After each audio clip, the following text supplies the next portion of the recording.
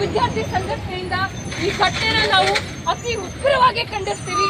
ಸರ್ಕಾರಗಳಲ್ಲಿ ಮತ್ತೊಮ್ಮೆ ಮನವಿ ಮಾಡ್ಕೊಳ್ತಾ ಇದ್ದೀವಿ, ಇಂಥ ಘಟನೆ ಆಗದೆ ಇರೋ ತರ ಎಲ್ಲಾ ರೀತಿಯ ಕ್ರಮಗಳನ್ನ ತಗೊಳ್ಬೇಕು ಅಂತ ಹೇಳಿ. ಇದಕ್ಕೆ ಮತ್ತೊಮ್ಮೆ ನಾನು ಹೇಳ್ತಾ ಇದ್ದೀನಿ, ಒಂದೇ ಪರಿಹಾರ, ಈ ಸಾರ್ವಜನಿಕವಾಗಿ ಏನು ಈ ಆಬ್ಸಿನಿಟಿನ ಅಶ್ಲೀಲತೆನ ಬಿಡ್ತಾ ಇದ್ದಾರೆ ವಿದ್ಯಾರ್ಥಿಗಳ ಮನಸ್ಸಿಂದ. ಭಗತ್ ಸಿಂಗ್, ನೇತಾಜಿ, ಸಾವಿತ್ರಿಬಾಯಿ ಫುಲೆ, ವಿದ್ಯಾಸಾಗರ್ ಮಾನ್ಯರ ಆದರ್ಶಗಳನ್ನ ತೆಗೆದು ಹಾಕ್ತಾ ಇದ್ದಾರೆ. ಇದು ನಿಲ್ಲಬೇಕು. ನಮಗೆ ಈ ಆದರ್ಶಗಳು ಬೇಕು, ಆದರ್ಶಪ್ರಾಯ ಜೀವನ ಬೇಕು. ಅದಾಧಾರದ ಮೇಲೆ ಮಾತ್ರ ನಾವು ನಿಜವಾದ ವಿದ್ಯಾರ್ಥಿ, ನಿಜವಾದ ಮನುಷ್ಯರಾಗಕ್ಕೆ ಸಾಧ್ಯ.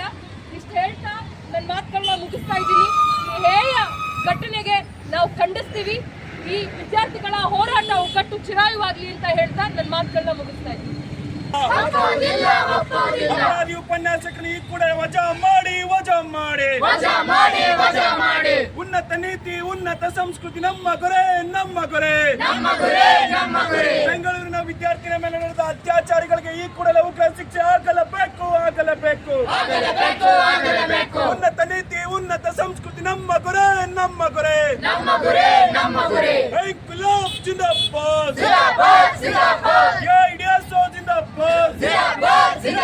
ಸಿಂಗರ ದೇಶದಲ್ಲಿ ಉನ್ನತ ನೀತಿ, ಉನ್ನತ ಸಂಸ್ಕೃತಿ ನಮ್ಮ ಗುರೆ. ಅಪರಾಧಿಗಳಿಗೆ ಈ ಕೂಡಲೇ ಶಿಕ್ಷೆ ಆಗಲೇಬೇಕು.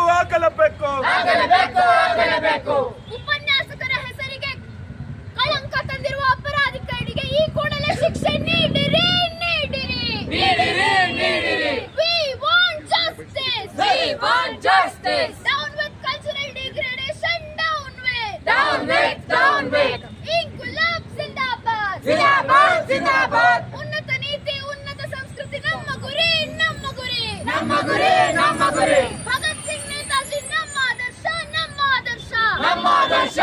ಆದರ್ಶ.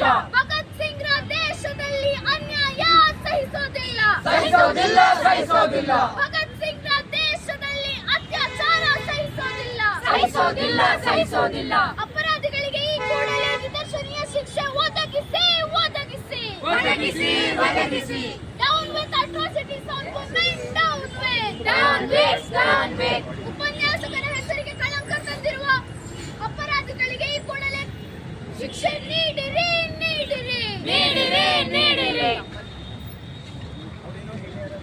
ಮೇಡಮ್ ಎರಡು ಮಾತು ಇವಾಗ ಅದೇ ಮಾತಾಡೋದು.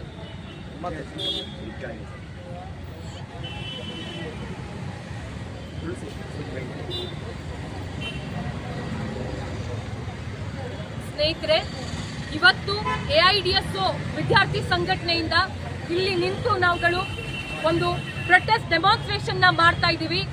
ಇದರ ಮೂಲ ಉದ್ದೇಶನೇ ಹೆಣ್ಮಕ್ಳ ಮೇಲೆ, ಪರ್ಟಿಕ್ಯುಲರ್ಲಿ ವಿದ್ಯಾರ್ಥಿನಿಯರ ಮೇಲೆ ಏನು ಕ್ರೈಮ್ಸ್ ಹೆಚ್ಚಾಗ್ತಾ ಇದೆ, ದೌರ್ಜನ್ಯಗಳು ಹೆಚ್ಚಾಗ್ತಾ ಇದೆ, ಇದು ನಿಲ್ಲಬೇಕು ಅಂತ ಹೇಳಿ.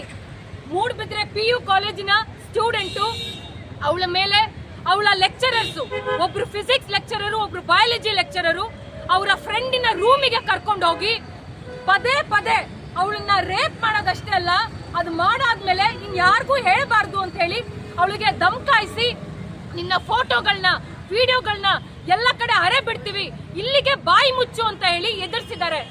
ಈ ಒತ್ತಡ ತಡೆಯಕ್ಕಾಗ್ದಲೆ ಇಬ್ರು ಲೆಕ್ಚರರು, ಅವನ ಫ್ರೆಂಡು, 3 ಜನ ಒತ್ತಾಯಿಸಿ ಅವಳ ಮೇಲೆ ಏನು ರೇಪ್ ನಡೆಸಿದ್ರು. ಇದನ್ನ ವಿರೋಧಿಸಿ ಅವಳು ಫೈನಲಿ ಪೊಲೀಸ್ ಹತ್ರ ಹೋದ್ಲು, ವಿಮೆನ್ ಕಮಿಷನ್ ಹೋಗಿ ಕಂಪ್ಲೇಂಟ್ ಮಾಡಿದ್ಲು. ಅದಾಗಿದ ನಂತರದಲ್ಲಿ ಈ 3 ಕಲ್ಪ್ರಿಟ್ಸ್ ನ ಜೈಲಿಗೆ ತಗೊಂಡಿದ್ದಾರೆ. ಇಲ್ಲಿ ನಮಗೆ ಬರುವಂತ ಭೀತಿ ಏನಂದ್ರೆ, ಯಾವ ಶಿಕ್ಷಕರನ್ನ ನಾವು ದೇವರ ಸ್ಥಾನದಲ್ಲಿ ಇಡ್ತೀವಿ, ಯಾವ ಶಿಕ್ಷಕರ ಬಗ್ಗೆ ತಂದೆ ತಾಯಿಗೆ ಅತಿಯಾದ ಗೌರವ ಭಾವನೆ ಇದೆ, ಆ ಶಿಕ್ಷಕರು ಈ ರೀತಿ ಒಂದು ದಾರುಣ್ಯವಾಗಿರುವಂತ ಇಷ್ಟು ಹೀಯಾದ ಕೆಲಸ ಮಾಡಿದ್ರೆ ಯಾವ ತಂದೆ ತಾಯಿಗೆ, ಯಾವ ನಿಜವಾದ ಮನುಷ್ಯರಿಗೆ ಇವ್ರ ಬಗ್ಗೆ ಗೌರವ ಬರುತ್ತೆ? ಇದು ಆಗುವಂತ ಘಟನೆನ ಯಾವುದೇ ಒಬ್ಬ ಟೀಚರ್, ಯಾವುದೇ ಒಬ್ಬ ಲೆಕ್ಚರರ್, ಉಪನ್ಯಾಸಕ ಈ ರೀತಿಯಲ್ಲಿ ನಡ್ಕೊಬಹುದಾ? ಇದು ಹ್ಯುಮ್ಯಾನಿಟಿಗೆ ಕೊಟ್ಟಿರುವಂತ ಒಂದು ದೊಡ್ಡ ಶಾಕ್ ಅನ್ಸುತ್ತೆ. ಈ ಘಟನೆ ತ್ವರಿತವಾಗಿ ಇನ್ಕ್ವೈರಿಗೆ ಒಳಗೋಗ್ಬೇಕು. ಅಷ್ಟೇ ಅಲ್ಲ, ಈ ಕಲ್ಪಿಟ್ಸ್ಗೆ ನೇರವಾದ ಸರಿಯಾದ ಪನಿಷ್ಮೆಂಟ್ ಗಳನ್ನ ಕೊಡಬೇಕು. ಇದನ್ನ AIDSO ಇಮಿಡಿಯೇಟ್ ಆಗಿ ಡಿಮಾಂಡ್ ಮಾಡ್ತಾ ಇದೆ. ಎಲ್ಲಾ ತರ ಸ್ಕೂಲ್ಗಳು, ಕಾಲೇಜ್ಗಳು in the campus, off the campus ಸೆಕ್ಯೂರಿಟಿನ ಪ್ರೊವೈಡ್ ಮಾಡಬೇಕು ಅಂತ ಹೇಳಿ AIDSO ವಿದ್ಯಾರ್ಥಿ ಸಂಘಟನೆಯಿಂದ ಅಪೀಲ್ ಮಾಡ್ತಾ ಇದ್ದೀವಿ. ಎರಡನೇದಾಗಿ ನಾವುಗಳು ಹೇಳ್ತಾ ಇದ್ದೀವಿ, ಇಂಥ ಹೇಯ ಘಟನೆಗಳು ನಿಲ್ಲಬೇಕು ಅಂದ್ರೆ ವಿದ್ಯಾರ್ಥಿಗಳಲ್ಲಿ ಅಥವಾ ಜನಸಾಮಾನ್ಯರಲ್ಲಿ ಮಹಾನ್ ವ್ಯಕ್ತಿಗಳ ಆದರ್ಶ ಬರಬೇಕು. ಭಗತ್ ಸಿಂಗ್, ನೇತಾಜಿ, ವಿದ್ಯಾಸಾಗರ್, ಸಾವಿತ್ರಿಬಾಯಿ ಫುಲೆ, ರಾಜಾರಾಮ್ ಮೋಹನ್ ರಾಯ್, ವಿವೇಕಾನಂದ ಇಂಥ ಮಹನೀಯರು ಯಾರು ನಿಜವಾದ ಸ್ವತಂತ್ರಕ್ಕೋಸ್ಕರ, ಎಲ್ಲಾ ರೀತಿಯ ಸ್ವತಂತ್ರಕ್ಕೋಸ್ಕರ ಹೋರಾಟ ಕಟ್ಟಿದ್ರು. ಮಹಿಳೆಯರ ದೌರ್ಜನ್ಯ ನಿಲ್ಲಬೇಕು ಅಂತ ಹೋರಾಟ ಕಟ್ಟಿದ್ರು. ಮಹಿಳೆ ಮತ್ತೆ ಮನುಜ ಸಮಾನ ಅಂತ ಹೋರಾಟ ಕಟ್ಟಿದ್ರು. ಇಂಥ ಆದರ್ಶಗಳು ವಾಪಸ್ ಬರಬೇಕು. ವಿದ್ಯಾರ್ಥಿಗಳಿಗೆ ಇವರು ನಿಜವಾದ ಐಡಿಯಲ್ಗಳಾಗಬೇಕು. ಅದಾದ್ರೆ ಮಾತ್ರ ನಿಜವಾಗ್ಲೂ ಇಂಥ ಘಟನೆಗಳು ನಿಲ್ಲೋದಿಕ್ ಸಾಧ್ಯ. ಅಷ್ಟೇ ಅಲ್ಲ, ಇವತ್ತೇನು ಫಿಂಗರ್ ಟಿಪ್ಸ್ ಅಲ್ಲಿ ನಮಗೆ ಹಲವಾರು ಪೋರ್ನೋಗ್ರಫಿ ವಿಡಿಯೋಸ್ಗಳು ಸಿಗ್ತಾ ಇದೆ, ಅಶ್ಲೀಲವಾದ ಸಿನಿಮಾ ಸಾಹಿತ್ಯಗಳು ಸಿಗ್ತಾ ಇದೆ. ಇದನ್ನ ಮೊದಲನೇದಾಗಿ ಬ್ಯಾನ್ ಮಾಡಬೇಕು ಅಂತ ಹೇಳಿ ನಾವು ಅಪೀಲ್ ಮಾಡ್ತಾ ಇದ್ದೀವಿ. ಜೊತೆಗೆ ಇದೇ ರೀತಿ ಪ್ರತಿ ದಿನ ಹೆಣ್ಮಕ್ಳ ಮೇಲೆ ಏನ್ ಕ್ರೈಮ್ಸ್ ಹೆಚ್ಚಾಗ್ತಾ ಇದೆ, ಇದು ನಿಲ್ಲೋ ನಿಟ್ಟಿನಲ್ಲಿ ಸರ್ಕಾರ ಪೂರ್ತಿ ಗಮನ ವಹಿಸಬೇಕು, ಪೂರ್ತಿ ಜವಾಬ್ದಾರಿ ತಗೋಬೇಕು ಅಂತ ಹೇಳಿ ನಾವು ಆಕ್ರೋಶನ ವ್ಯಕ್ತಪಡಿಸ್ತಾ ಇದ್ದೀವಿ. ಮೇಡಮ್, ಮೀಡಿಯಾಗಳು ಇಂಥದ್ದನ್ನು ಎತ್ತಿ ಹಿಡಿಯೋದಿಲ್ಲ, ಬೇರೆ ಆಕ್ಟಿವಿಟೀಸ್ನ ಎತ್ತಿ ಹಿಡಿತಾರೆ. ಇದಕ್ಕೆ ನೀವೇನು ಹೇಳ್ತೀರಿ? ಇವತ್ತು ಮೀಡಿಯಾ ನಿಜವಾಗ್ಲೂ ಅದ್ರ ಕೆಲಸ ಮಾಡಕ್ಕಾದ್ರೆ ಸರ್, ಇಂಥ ವಿಷಯಗಳನ್ನ ಬೆಳಕಿಗೆ ತರೋದಕ್ಕಾದ್ರೆ ಎಷ್ಟೋ ಹೆಣ್ಮಕ್ಳ ಜೀವನ ಉದ್ಧಾರ ಆಗುತ್ತೆ. ಅಷ್ಟೇ ಅಲ್ಲ, ಎಷ್ಟೋ ಕಲ್ಪ್ರಿಟ್ಸ್ಗಳನ್ನ ಇವತ್ತೇ ನಾವು ಕೊನೆಗಾಣಿಸ್ಬೋದು. ಎಂಥ ಭಯ ಸೃಷ್ಟಿಸಬಹುದು ಅಂದ್ರೆ ನಿಜವಾಗ್ಲೂ ಮೀಡಿಯಾ ಇಂಥ ಘಟನೆಗಳು ಮತ್ತೆ ಮರುಳು ಕಳ್ಸಲ್ಲ. ಬಟ್ ಇವತ್ತು ಯಾವ ಮೀಡಿಯಾ ಕೂಡ ಸ್ವಂತವಾಗಿ ಇಂಡಿಪೆಂಡೆನ್ಸ್ ಉಳಿಸ್ಕೊಳಕ್ ಆಗಿಲ್ಲ ಸರ್. ಯಾವುದೋ ಒಬ್ಬ ದೊಡ್ಡ ಬಂಡವಾಳಗಾರನ ಪಪೆಟ್ ಆಗ್ಬಿಟ್ಟಿದೆ, ಬೊಂಬೆ ಆಗ್ಬಿಟ್ಟಿದೆ.